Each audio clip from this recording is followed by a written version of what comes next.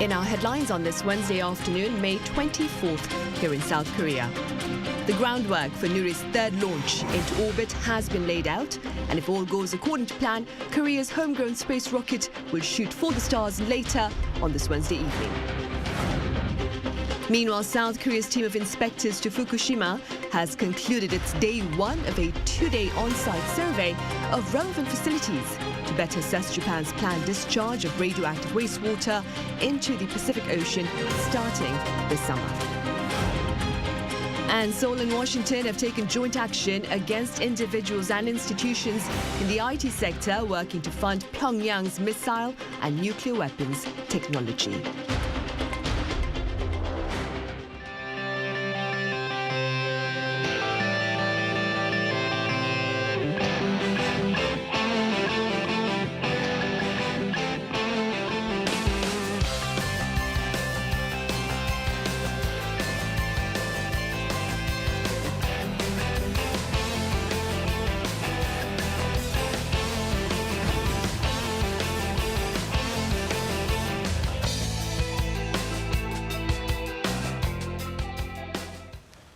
We start at the Naro Space Center over in Kohung, South Korea, where final ground preparations are well underway as Korea looks to launch its Nuri space rocket for a third time later on this Wednesday evening. I have my colleague Lee Kyung-eun standing by live at the site of the launch. Kyung-eun, welcome. I see the weather there, Kyung-eun, is looking fairly good.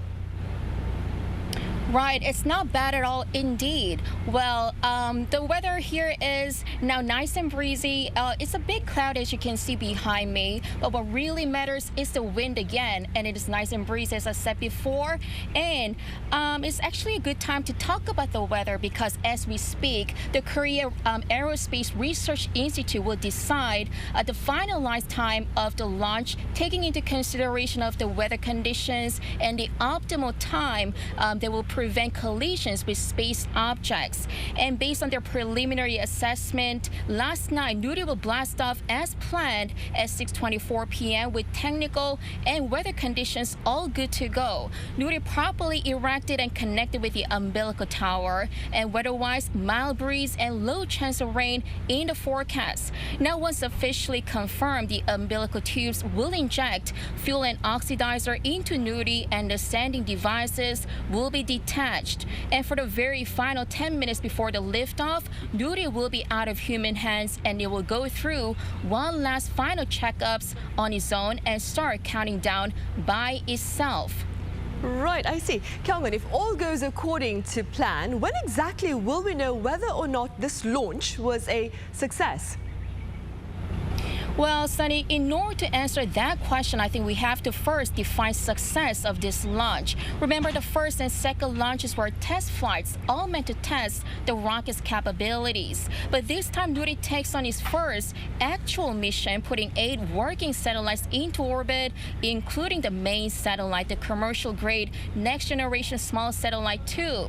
So completing this mission will be key to the success of the launch, and it will be decided just 13 minutes and 3 seconds into Nuri's flight. Take a listen to what significance that holds.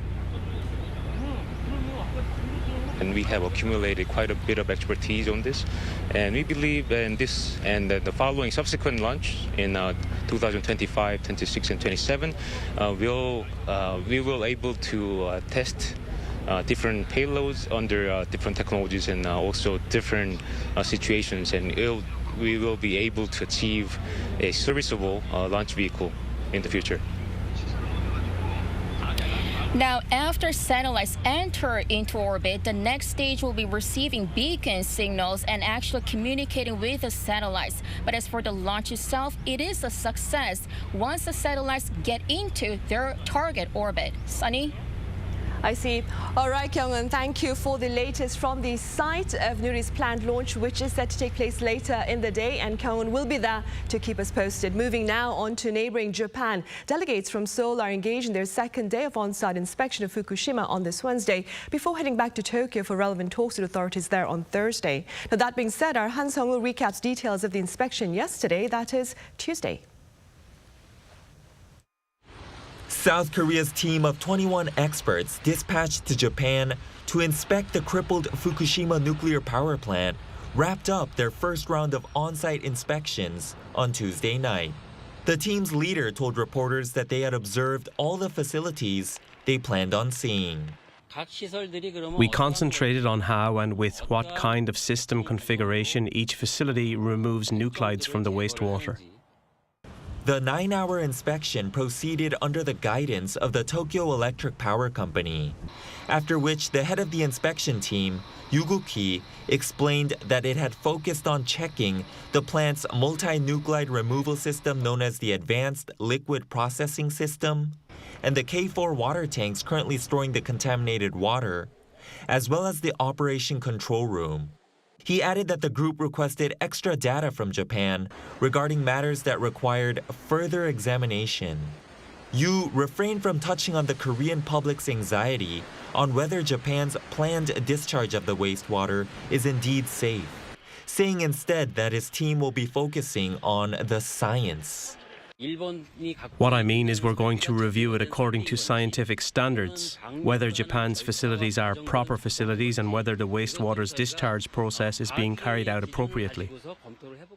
On Wednesday, the second and last day of inspections, the expert delegation will visit a chemical lab that analyzes nuclides, the plant's tritium dilution system, and the facility responsible for actually releasing the wastewater. Han Sung-woo, Arirang News.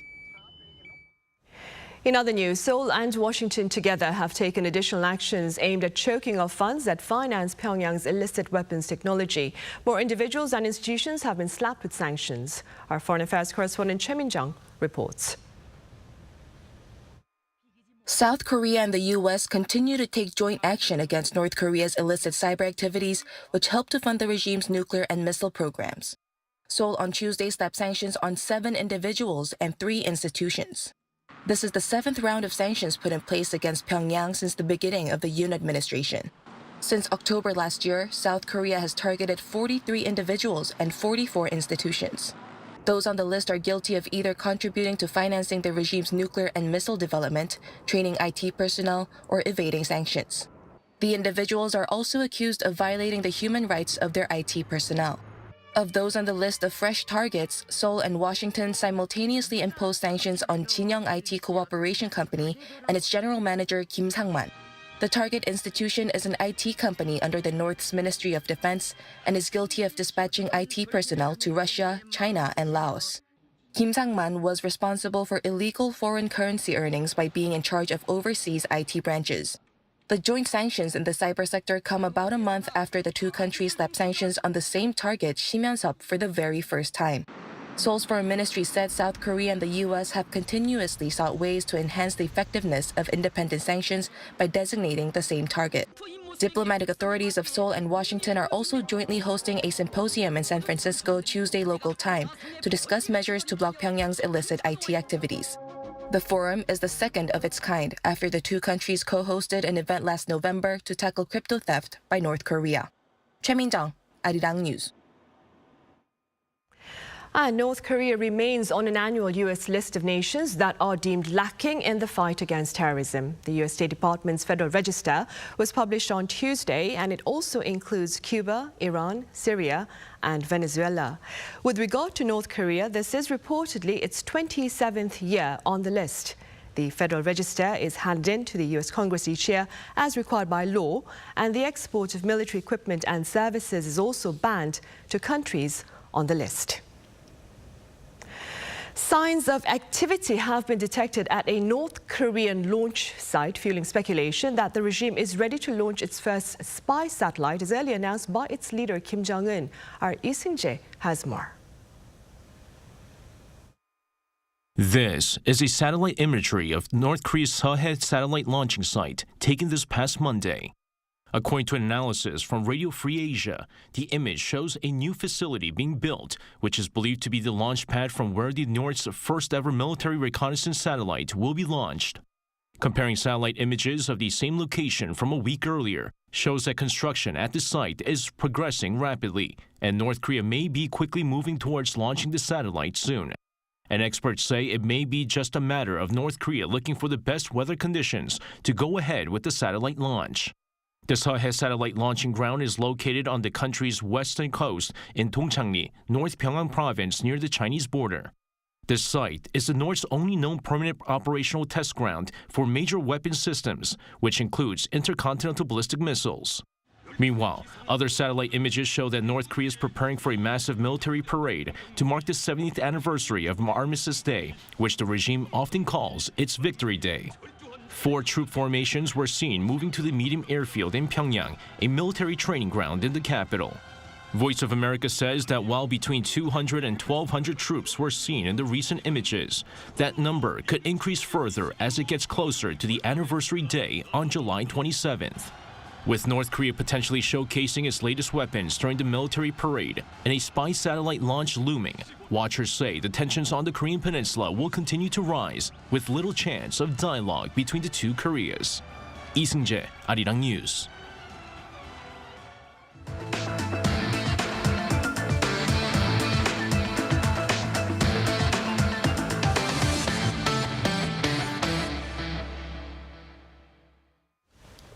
At the National Assembly earlier on this Wednesday, the government and ruling party are creating a task force to tackle demonstrations that disrupt daily lives of the broader public. Now, this is according to the head of the People Power Party, Yoon Jae-ok.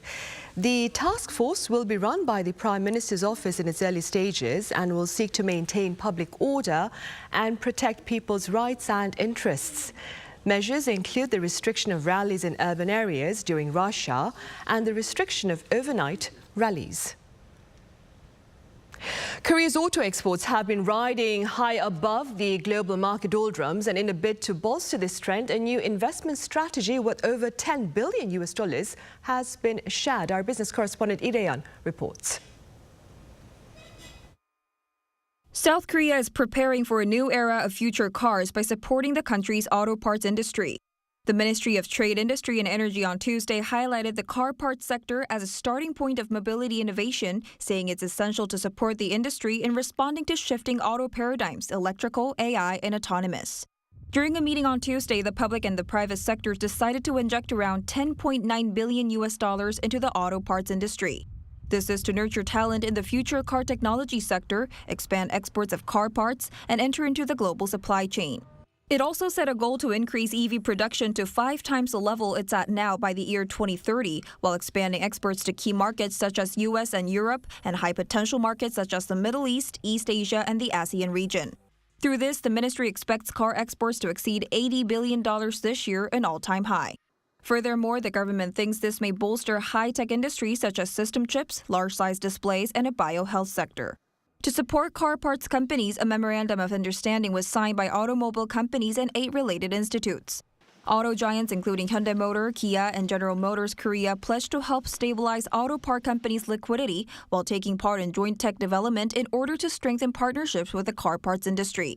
These new measures come amid impressive growth in the country's car industry, where its exports saw a record high of $30.9 billion from January to April this year. Monthly domestic car production in March, meanwhile, surpassed 400,000 units, the highest figure in 6 years. Lee Dae-hyun, Arirang News. Also, the government here and corporate heavyweights have requested a review of specific terms within the U.S. Chips and Science Act to the U.S. Commerce Department. Our Moon Hae-ryun has more on the request itself as well as its implications. The South Korean government has teamed up with several companies and organizations to submit a request to the U.S. Department of Commerce to redefine the terminology in the Chips and Science Act. According to a public notice announced by the U.S. Department of Commerce on Tuesday local time, Seoul raised issues with several of the Act's terms and conditions due to it placing an unreasonable burden on companies investing in the U.S. The most pressing issue outlined was the guardrail provisions limiting expansion of production in foreign countries of concern, including China. While the Act provides funding to semiconductor firms, one of the terms for firms looking for funding states that the expansion of advanced chip manufacturing in those countries should be limited to 5% for 10 years. The South Korean government, along with companies such as Samsung Electronics and SK Hynix, has requested for this to be raised to 10%, double the current limit, as well as redefining what is meant by advanced. Another request was the clarification on the scope of restricted activities under the technology clawback term of the Act. Currently, engaging in joint research and technology licensing with foreign entities of concern means that companies will have to give up whatever funding they receive. The South Korean government has requested that companies currently engaged in joint research and technology licensing contracts prior to receiving funds should be allowed to continue those activities. Seoul has also asked for redefinition of the term foreign entities of concern, as the umbrella term is too vague and broad, and restrictions should only apply to certain companies that have been placed on the export restrictions list. In addition, a demand for the Department of Commerce to sign a non-disclosure agreement was requested due to worries that trade secrets and sensitive information could be leaked during the process to judge eligibility for funding. The Department of Commerce is expected to review these requests and announce any amendments within the year. Moon Hae-ryun, Arirang News. Staying with local news, the number of newborns has hit a record low for the month of March. Findings by Statistics Korea on Wednesday show 21,138 babies were born in March, down over 8% on year. Meanwhile, some 28,000 people lost their lives in March, also down over 35% on year. Given these tallies, Korea's natural population decline in March stood at over 7,000. The decline has been in motion for 41 months straight. In the world of music, 50/50 has nabbed a new record as one of its hits becomes the longest charting song by a K-pop girl group on the Billboard Hot 100. The song Cupid ranked 18th on the latest chart announced on Tuesday, placing it on the list for 9 weeks in a row. This breaks the previous record held by the song Ice Cream, a collaboration between Blackpink and Selena Gomez back in the year 2020 that was on the chart for 8 weeks. Also, 50/50 topped the ranking on the Billboard Global excluding US chart, becoming the third K-pop act to achieve the feat following BTS and Blackpink. In the world of literature, the novel Time Shelter by Bulgarian writer Georgi Gospodinov won this year's International Booker Prize. His work was translated by Angela Rodel. The Korean author Chun Myung-kwan's novel Whale, translated by Kim Ji-young, was among the 6 shortlisted books. This year marks the 4th time a Korean literary work was nominated for the annual prestigious award. It applauds the best piece of fiction that has been translated into English and published in the UK or Ireland.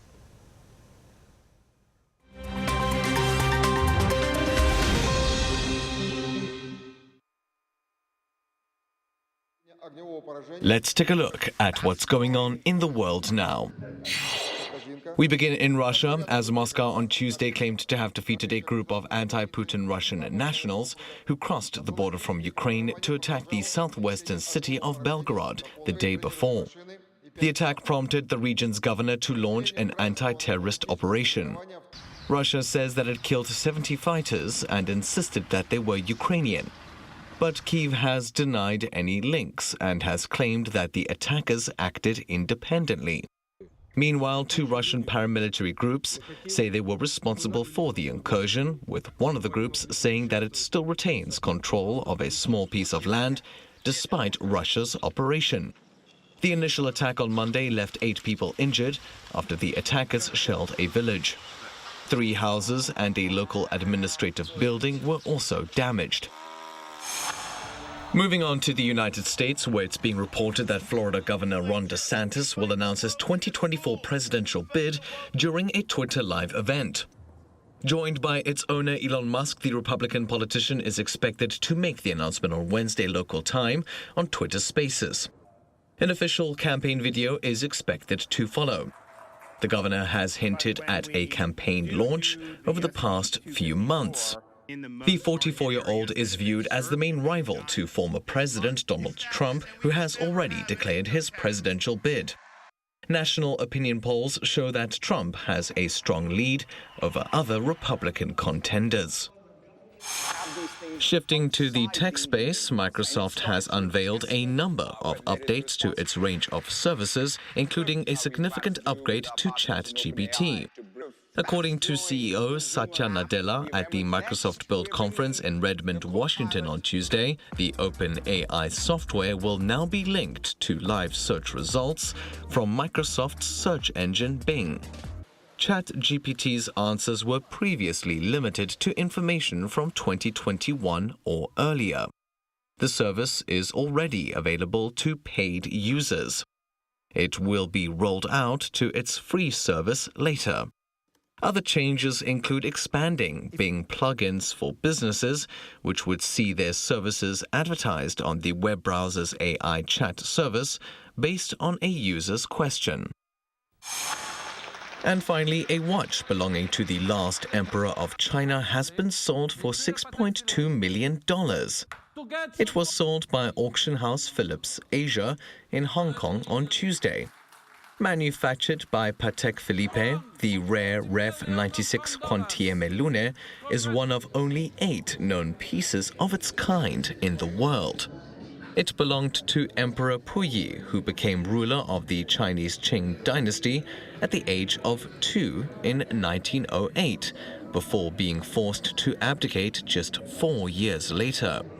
Over 2 decades on, Puyi was made leader of then Japanese-occupied Manchuria. He was captured in 1945 after Japan's defeat in World War II and taken to a Soviet prison camp. His story was documented in the Oscar-winning film The Last Emperor.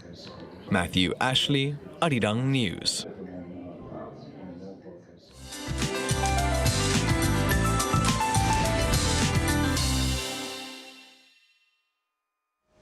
Good afternoon. We had mostly sunny skies with decent air quality to begin our Wednesday with refreshing morning temperatures. Afternoon highs are rising fast to the mid to upper 20s this afternoon in most parts of the country. But strong sunshine is beaming down, boosting UV rays from high to very high across much of Korea. So please keep your sunglasses and a hat handy to protect yourself from that strong sunlight. Now, weather conditions in Goheung in Jeollanam-do province, where South Korea's space rocket Nuri is scheduled to be launched this evening, will be under partly cloudy skies with light winds, so the weather should be no problem. Now, afternoon highs are slightly higher than norms this afternoon, and as the air quality has returned to normal levels across the nation, it should be a good day to spend some time outdoors as long as you have that sun protection. Skies are getting gray with frequent rain in the forecast as we get into 3-day weekend, with Saturday marking Buddha's birthday. Now that's Korea for you, and here's a look at the international weather conditions.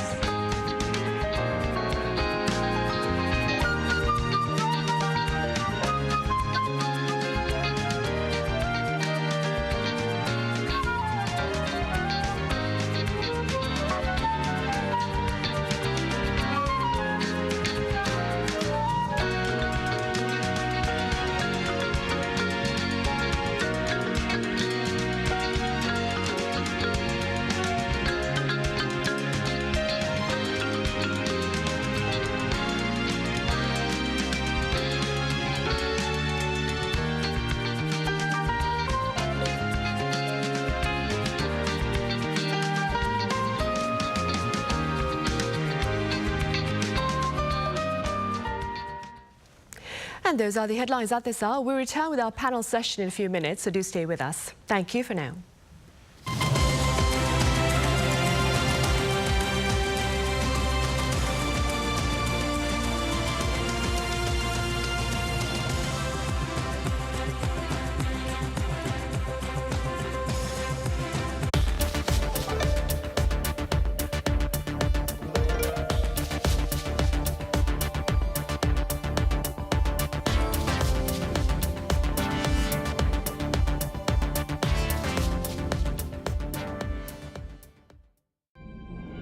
We are trendy.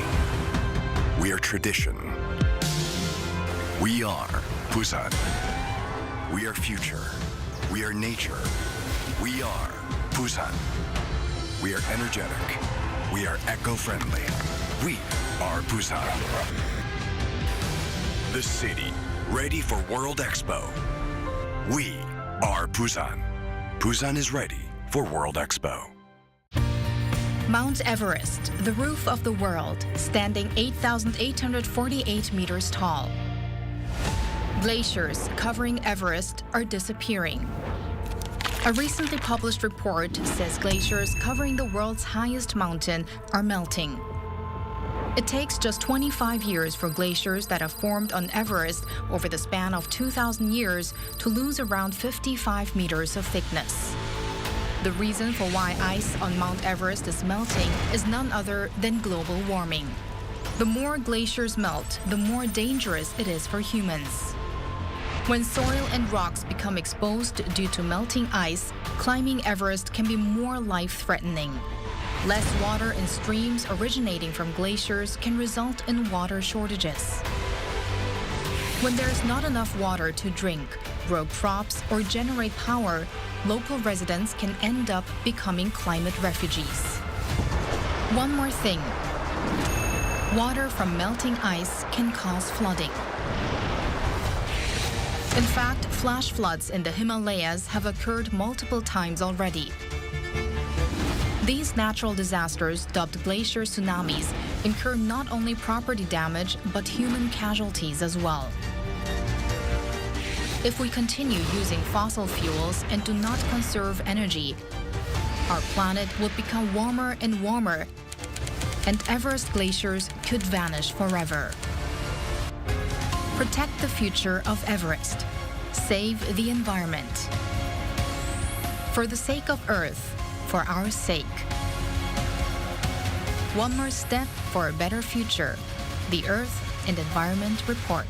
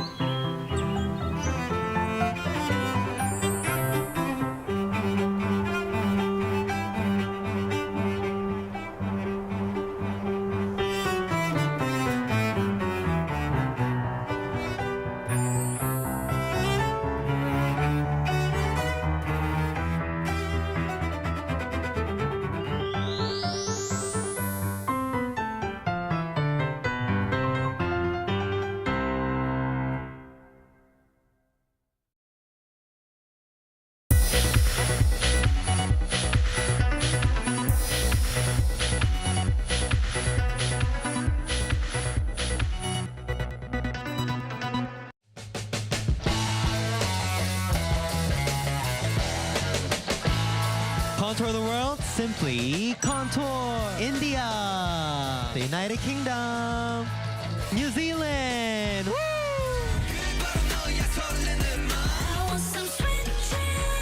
I'm excited. Are you excited? Of course. Yeah.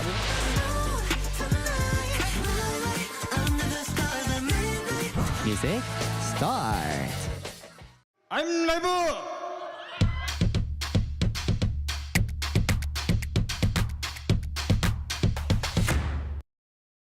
저를 도와주시는 분들이 저희와 함께 해주시는 세션분들 아무리 봐도 없지 텐션 같은데 이런 거 아무도 안 하는 거고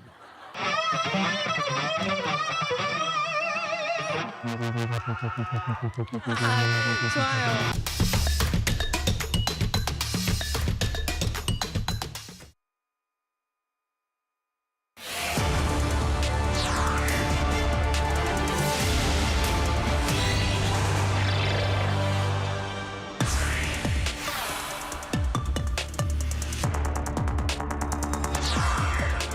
It's proving to be an eventful week here in this part of the world, with summits among global leaders leading up to a space launch in South Korea later on this Wednesday evening if all goes according to plan. So what are the implications of this latest launch of Korea's homegrown space rocket, Nuri? And what is the latest regarding North Korea's plans to shoot up its first spy satellite? Meanwhile, what are foreign correspondents saying about the recent flurry of top-level diplomatic engagements? Welcome to Issues and Insiders. Today, we touch upon the latest stories here in this part of the world that are making headlines elsewhere as well. For more, I have Sebastian Folletti here in the studio with me. Sebastian, welcome back. Thank you. I also have Nicola Smith with us. Nicola, it's good to see you again. Thanks for having me. Right, Sebastian, South Korea is scheduled to shoot for the stars for a third time today. What do you believe are the implications of South Korea's advances in space exploration? Of course, indeed, the countdown is almost started now, and of course, this is happening against the backdrop of a competition on the peninsula for space. We know that actually South Korea is playing catch-up with North Korea, which was ahead and launched its first satellite already almost a decade ago. And we know that Kim Jong-un is planning to launch a so-called surveillance satellite soon. So this is happening in that context. I think the main rationale is security, strategy, and also, I mean, there's both prestige, but also security issue at stake. I mean, prestige is, of course, the rivalry between Seoul and Pyongyang on any field, but also it comes to a more important, tangible security issue, which is about the future of the nuclear arsenal in North Korea. We know that having the ability to observe what the enemy is doing is critical, and North Korea is probably developing also its capability in this field in the context of building up a nuclear full arsenal, and South Korea on its side cannot stay idle. And then there's a bigger picture, of course, is that, I mean, space is becoming increasingly important in the future of warfare all around the globe. And so it's important for a country to develop its capability in this field on the long term. So this is part of a project. We know that will run until 2027. It's more than $1.1 billion investment, and there will be 3 more launches. So this is an important one because for the first time they want to put into orbit some real satellite, not the dummy one we had 1 year ago in June. So let's see what happens. We remember there had been some failure in the past, so hopefully this time will be a different outcome. Fingers crossed, of course, fingers crossed. And Nicola, I understand this is a rather general question, but what tangible gains do you suppose does Korea look to secure from venturing into the final frontier? Well, first of all, touching on what Sebastian has said, there is the issue of prestige, and this is an indicator of, a space program is an indicator of the technical prowess of a nation. It's a natural next step for a sophisticated economy, and South Korea has already stated that it wants to carve out a larger slice of the global space economy and reach 10% of this by 2045, whereas it's about 1% just now. And so what this means is, first of all, yes, there are implications for national security. Previously, South Korea was more dependent on Russia to launch probes into orbit, and now it can do this independently. That's very important. But also there are business and job opportunities as well, and that's very tangible for the population. To meet these ambitions, it requires a lot of investment in the space industry. Jobs have been steadily rising in this industry, and the government is planning to double its investment here to 1.5 trillion won by 2027. And so there's a promise of long-term windfalls for a number of sectors that are linked to the space industry. And also there's been a very beneficial research that has a knock-on effect on industries that include CAT scans or GPS navigation. And again, South Korea is now, it's playing a bigger role, so it has a bigger seat at the table in terms of defining space policy, global space policy, and just what norms we should have in that sector. Right. And Sebastian, as you mentioned, North Korea claims that it is ready to launch its spy satellite into space in the very near future. But there are pundits here who claim, or who cast doubt, that is, on the prospects of a successful launch by North Korea. Could you explain this for us? Well, first, it's not the first time that, as we say, that North Korea launched a rocket with the aim of putting a satellite into orbit. It's already started under actually Kim Jong-il, so it's a long-term project, and there's always dividing claim about why North Korea is doing this, because of course there is the importance of launching a satellite, but it's also, some people argue it's a cover-up to do so-called ballistic technology tests, which are banned by UN Security Council. So by claiming that it's developing a space program, North Korea can tell the international community that it is not in breach with sanctions, with the international rule, which is something, of course, that is denounced by the US, by South Korea, and most countries. But so there is a tactical dimension. But of course, there's, at this stage, when we see the level where North Korea has arrived when it comes to nuclear arsenal, there's also a rationale to have satellites for observation. So there is clearly also a will from Pyongyang to get that kind of asset, that kind of technology, to be able to better monitor what South Korea is doing. And when Kim Jong-un is talking about developing a strike capability, of course, if you want to strike, you need also to know where to strike. You need to define the target. So having satellite is also part of this grand ambition. Yeah, great ambition. But the whole question is to what extent this is a projection, this is a real capability. There's still discussion about the previous satellite launch, where they could emit or not. So there's still a lot of question about, there's a lag between what North Korea pretend to be capable of doing and the reality. Right. And beyond the Korean peninsula, Nicola, what can you share with us about the UK's space ambitions? The UK, well, in 2021, then Prime Minister Boris Johnson declared he wanted to create galactic Britain. And so behind that slogan lies the ambition, the UK ambition to become the first country in Europe to be able to launch a small satellite from Europe. I'm sure it's been very competitive with France.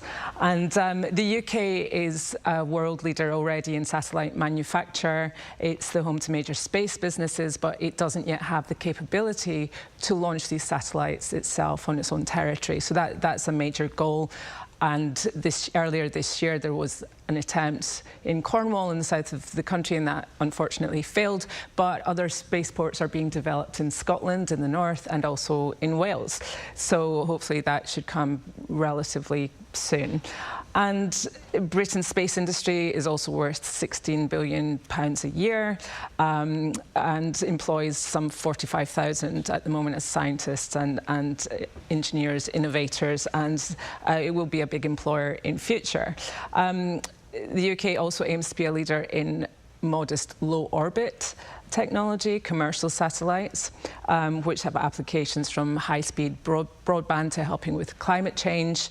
And then on the defence side as well, it's just published a defence space strategy last year, and it wants to be a meaningful actor to keep space safe, secure and sustainable. That's the goal. That will involve a lot more investment and also have national security implications for surveillance on competitive powers as well. Right, of course.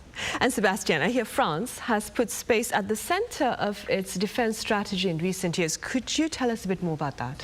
Well, space is one of the new frontiers of the next legislation that will, the next military budget that they are currently discussing in France in the coming weeks, that will define and prepare a steep increase of the military budget until 2030. We're talking almost about the doubling of the military budget by the end of the decade. And space, for the first time, is seen as one of the strategic area where France wants to beef up its capability. And it's, of course, drawing the lessons from what we are seeing first on the global scene, where you see the US, China have been investing massively in space. It seems like space is becoming like a potential battleground in the case of a future high-intensity conflict. But there's also a lesson drawn more immediately from Ukraine, where we see that space is playing a growing role when we think about satellite observation, satellites that are feeding Ukrainian force, helping them to detect a Russian operation. Where we talk also about Starlink, that was like a different case, but still it shows how mastering space is essential to your operation on the ground, and not to mention drones which are playing a growing role. So against all this backdrop, there's certainly a wake-up call in France, and of course France is trying to push that at the EU level, with the idea that space is a key component of so-called strategic autonomy. So they want to say, we need to know, if you want to be able to assess and make decisions, you need to have the data first, and you need to be able to get those data by yourself. So it's also a political background in the EU at the moment, with growing influence from NATO, from the US, a renewed influence. So space is becoming a very heated debate politically, not just technologically. And to finish also, there is this, now France has announced they will launch a third generation spy satellite in order to beef up those capabilities. And interestingly, those satellites used to be launched by a Russian rocket, Soyuz, and since Ukraine war, they have to launch it from Guyana with a European rocket. So the world is changing also in that field. Right, it really is, it really is. And meanwhile, back here on Earth, Nicola, these past few days, if I may, they've seen a flurry of diplomatic engagements among global leaders here in this part of the world. First of all, we had, let's talk a bit about President Yoon Suk-yeol's meeting with British Prime Minister Rishi Sunak on the sidelines of the G7 summit in neighbouring Japan. Okay, well, yes, this is the first meeting between the two leaders, and it also happens to be the anniversary, the 140-year anniversary of UK and Korean ties, diplomatic ties, and so there is a lot of discussion about how to strengthen these bilateral ties on the global stage and increase cooperation between the two countries. So it was reported that on President Yoon's side, he wants to see more bilateral cooperation on the issue of nuclear power, on digital partnership, on cybersecurity, on national security and the economy. And then Downing Street reported that Prime Minister Sunak had said that he first of all praised South Korea as being a global leader, and then he had set out the UK's own developing Indo-Pacific strategy, its ambitions for the AUKUS partnership as well, nuclear-powered submarines, and just what it's doing more in the region. And he also spoke about how important South Korea was as a partner in the Asia-Pacific region. And he proposed drafting some kind of detailed plan on UK and South Korean cooperation. He also spoke about energy, defence, and how to cooperate more on that, and on semiconductors, which is obviously becoming much more important to everyone just now. And then it was also reported that the two leaders inevitably discussed North Korea and how it was deeply destabilising the region. Right, and following his one-on-ones in neighbouring Japan, Sebastian, President Yoon also sat down with German Chancellor Olaf Scholz here in Seoul on Sunday, as well as with EU leaders this past Monday, Ursula von der Leyen and Charles Michel. Speaking within your capacity as a journalist, Sebastian, what would you say is the importance of ties between South Korea and Europe? Well, this is, I mean, it was the first visit of a German chancellor in 30 years in Korea, and it's the first EU-Korea summit actually in person since the pandemic. So there's a clear sign of a growing communication again between Korea and Europe, and it also highlights the growing role of Korea against the backdrop of Sino-US tension. There is a sense, as Nicolas said also, that Korea has a key role to play when it comes to semiconductors, security, economic security, supply chain. So you see these European leaders who are trying to come here and realizing that they need to have a conversation here. But at the same time, you can also see the lag between what they are doing and what, for example, the US is doing. When you think about Joe Biden made his first visit as soon after being president, his first foreign visit, he came to Seoul, he spent more than 2 days. Meanwhile, you have Chancellor Scholz, who just stopped over a couple of hours. EU leaders also a couple of hours yesterday. So there's a big gap between the role that EU wants to do and what the US are doing, of course, when it comes to security. So both sides are saying they want to beef up cooperation in security on Ukraine, on all the issue like economic security, but still what can be delivered, that's the big question that we are waiting to see, because it cannot be just about words and a nice photo opportunity. So we'll see in the coming months if that's translated into some tangible outcome. Right, something more concrete then. On a light note, Nicola, there was a bit of media coverage about Prime Minister Rishi Sunak's red socks in neighbouring Japan. Could you tell us a bit about that? Sure, yeah. So Prime Minister Sunak became an unlikely fashion icon when he was at the summit. He wore special red socks that had the logo of the Hiroshima Toyo Carp baseball team, which happens to be Prime Minister Kishida's favourite baseball team. He made a quip that he hoped that they were having a better season than his favourite football team, Southampton, who apparently aren't doing very well. And the socks went viral in Japan and sold out. So there are only 5 shops in Hiroshima that sold these particular socks, and people were reportedly queuing up to get them, and the designer said that she felt like she was in a dream, and she was really shocked. And so this dinner was to actually talk about the Hiroshima Accords, which is a cooperation deal between the UK and Japan on defence. But I think the socks definitely won the day and got more headlines that day. Right, it really did, and I wouldn't mind owning a pair actually. Sebastian, here in Korea, meanwhile, last week, Canadian Prime Minister Justin Trudeau received quite a bit of positive media attention here in the country, of course, given his pose with National Assembly Speaker Kim Jin-pyo.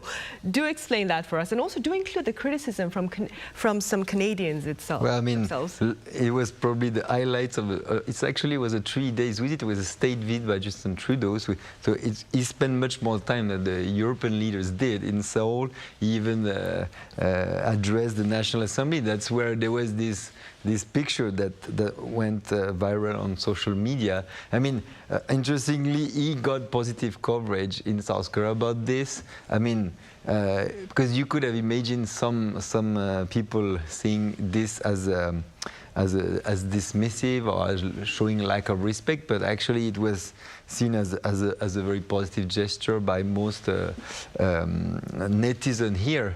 But of course, this kind of visit, this kind of picture always draw different kind of reaction. Back home, you always criticize your own leader. So some people saw this as a lack of courtesy from Trudeau, which is facing a domestic challenging environment at the moment with a lot of controversy on many different domestic issues. So, of course, this is just a light touch on a visit that was actually also a sign of re-engagement of Canada, was trying to find allies in Asia as its relationship with China is getting tougher and tougher, there are currently some discussion about possible China's interference in political scene in Canada. So we can see that Canada is trying to diversify its relationship in the region, and so beyond that fun picture, there is a will to be more present here. Right. Well, here in the Carter, the effort to kind of level out your height, actually, they think it's a rather considerate gesture with regard to those around you then. Nicola, do you believe the G7 summit in Hiroshima has perhaps served to reaffirm the importance of such gatherings to better deal with global concerns? Yes, so British Telecom used to have a slogan, advertising slogan saying, "It's good to talk." And I think that also holds very, very true when it comes to international diplomacy and geopolitics. And we live in a world now where the international order is really shifting, and there's an increasing confrontation between authoritarianism, democracies. And it is important, it's an important opportunity for democracies to align their positions on certain issues. And that's certainly what we saw at the G7 in Hiroshima. We saw very firm consensus and strong messaging on divisive issues. We saw a united front on Ukraine, for example, and the need to avert war. But one of the most important messages was on economic coercion and how to tackle that, with Beijing increasingly turning to tactics of economic coercion to use trade sanctions against countries that it's displeased with. And the leaders put out a common statement on that. I'm sure they were talking in the sidelines as well about how best to protect supply chains and their industries against this kind of coercion, how to coordinate that. And that's important not only for the G7, but globally. Australia, South Korea have also faced those kind of issues with China. And it was also a meaningful gesture of Prime Minister Kishida to invite many others to the table. So we saw not only the G7, but also Australia, South Korea, Indonesia, India, among others, representing the African Union and also the Pacific Island nations. And that really helped to make the G7 look less of an elitist club and is more of a forum where they were listening to partners, listening to their concerns about certain issues. And again, that's important at a time when China and Russia are at the center of a lot of global challenges. Many countries are still trying to work out how they're going to navigate relations with China, Russia, and with the democracies of the G7. So that was an incredibly important message. Right, it was. And very briefly speaking, Sebastian, what are your thoughts regarding the latest effort to condemn Russia's invasion of Ukraine and counter China as well as curb North Korea's nuclear ambitions? I mean, the G7, as Nicolas said, has been facing a kind of legitimacy issue in the past decade, facing all these emerging countries.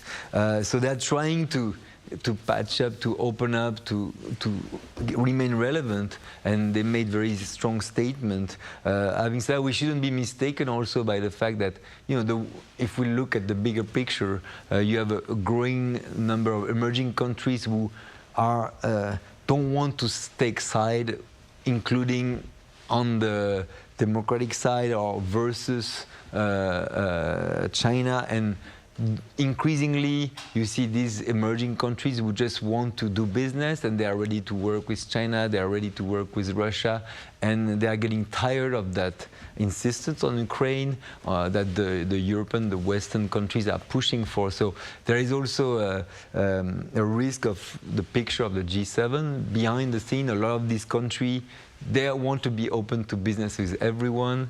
And at this very moment of the G7, China was holding an important summit with Central Asian states.